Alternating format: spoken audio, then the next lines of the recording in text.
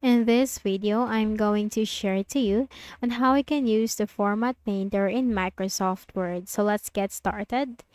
So just simply open your document in Microsoft Word. So I have prepared this one for you. So we have this format of the first paragraph and the format of the second paragraph. So the use of Format Painter, that is to copy the format of the paragraph or text that you have selected. So let's say, for example, we are going to copy the format or to do the same format for the second paragraph. How we can do that?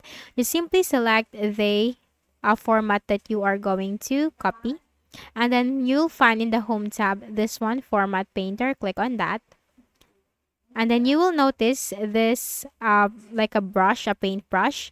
You just need to simply select that in the second paragraph, and that's it.